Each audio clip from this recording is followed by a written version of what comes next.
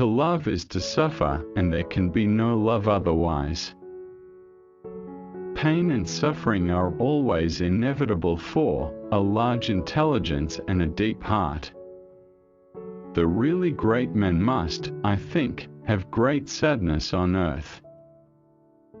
It is better to be unhappy and know the worst than to be happy in a fool's paradise.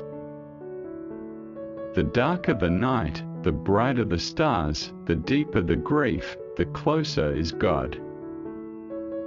Beauty will save the world. Man only likes to count his troubles, he doesn't calculate his happiness. I love mankind, he said, but I find to my amazement that the more I love mankind as a whole, the less I love man in particular. What is hell? I maintain that it is the suffering of being unable to love. It takes something more than intelligence to act intelligently.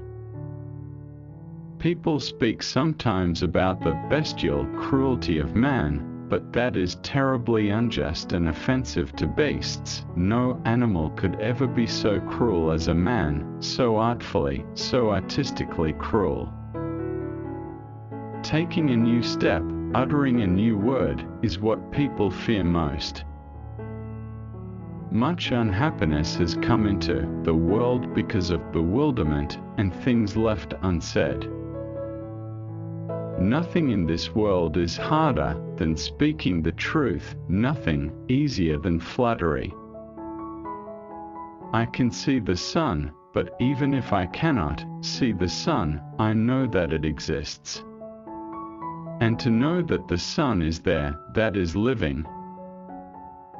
It is not the brains that matter most, but that which guides them, the character, the heart, generous qualities, progressive ideas.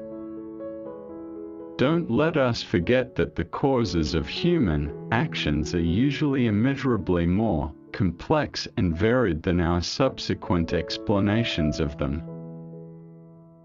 I think the devil doesn't exist, but man has created him. He has created him in his own image and likeness.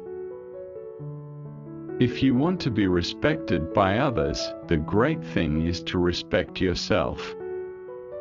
Only by that, only by self-respect will you compel others to respect you. Besides, nowadays, almost all capable people are terribly afraid of being ridiculous and are miserable because of it. Nothing is easier than to denounce the evildoer. Nothing is more difficult than to understand him. Sarcasm, the last refuge of modest and chaste-souled people when the privacy of their soul is coarsely and intrusively invaded. The cleverest of all, in my opinion, is the man who calls himself a fool at least once a month. The man who has a conscience suffers whilst acknowledging his sin, that is his punishment. Grown-up people do not know that a child can give exceedingly good advice even in the most difficult case. Power is given only to him who dares to stoop and take it. One must have the courage to dare. I am a fool with a heart but no brains, and you are a fool with brains but no heart, and we're both unhappy, and we both suffer.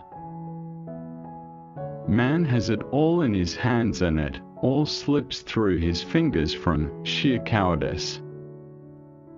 Love a man, even in his sin, for that love is a likeness of the divine love, and is the summit of love on earth.